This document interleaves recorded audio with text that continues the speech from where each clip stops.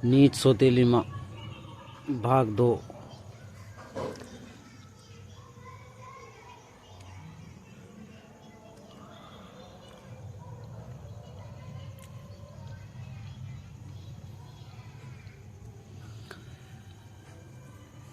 कुछ दिन बाद जब वह लड़की काफ़ी बड़ी हो गई, चलने फिरने लगी, बोलने चालने लगी, अच्छी तरह बात करने लगी, तो उसकी माँ उसको दूसरे बच्चों के साथ बाहर खेलने के लिए भेजने लगी। उसने उसको यह भी कहा कि वह अपने बड़े भाई बहनों पर निगाह रखे कि वे कब और कैसे खाते पीते हैं।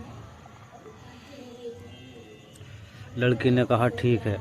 वह लड़की उनके साथ सारा दिन रही और उसने यह सब कुछ देखा जो उनके साथ हुआ। यह सुन कर कि बकरी उसके सौतेले बच्चों को खाना दे रही थी, वह दूसरी पत्नी बहुत गुस्से हुई और उसने तय कर लिया कि वह उस बकरी को जल्दी से जल्दी मरवा देगी।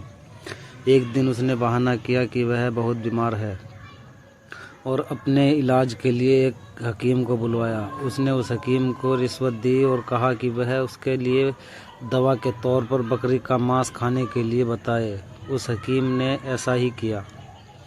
ब्राह्मण अपनी पत्नी की बीमारी के लिए बहुत चिंतित था और हालांकि वह बकरी को बिल्कुल मारना नहीं चाहता था, फिर भी वह अपनी दूसरी पत्नी को ठीक करने के लिए उस बकरी को मारने को तैयार हो गया। पर यह सुनकर उसकी पहली पत्नी के छोटे छोटे बच्चे बहुत रोए। वे बहुत दुखी हो रहे थे। अपनी माँ के पास गए और उसको जो जाकर सब बताया।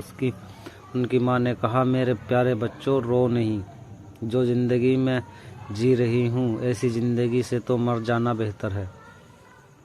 रो नहीं। मुझे तुम्हारे खाने को लेकर कोई दुख नहीं है, क्योंकि अगर तुम मेरा कहा करोगे तो खाना तो तुमको उसके बाद भी मिलेगा।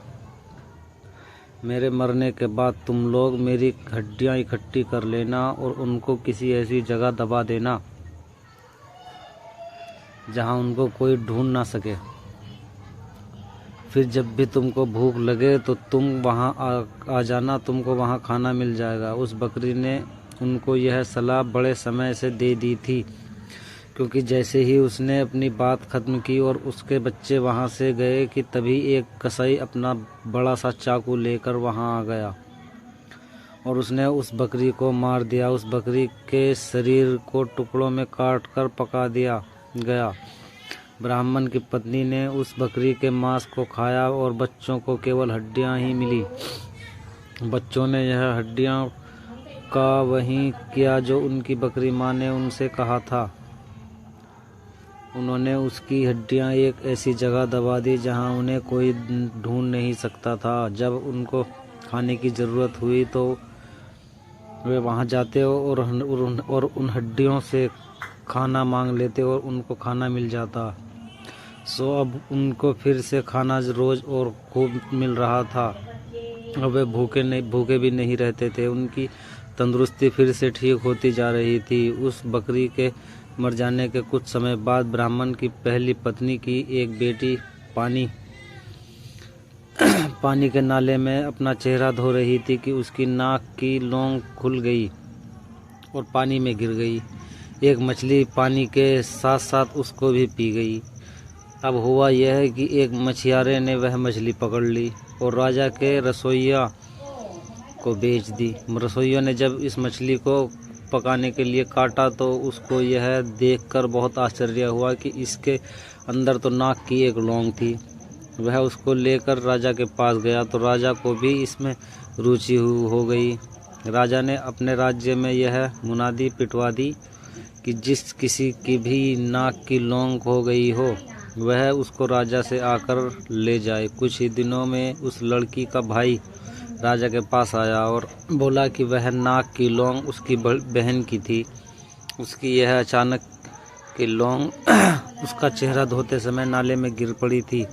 राजा ने उस लड़की को बुलाया तो वह उसकी सुंदरता और अच्छा व्यवहार देखकर इतना प्रभावित हुआ कि उसने उससे शादी कर ली और उसके परिवार की भी खूब सहायता की। तो दोस्तों, ये थी हमारा आज का एपिसोड। आगे की कहानी जानने के लिए लाइक चैनल को सब्सक्राइब करें।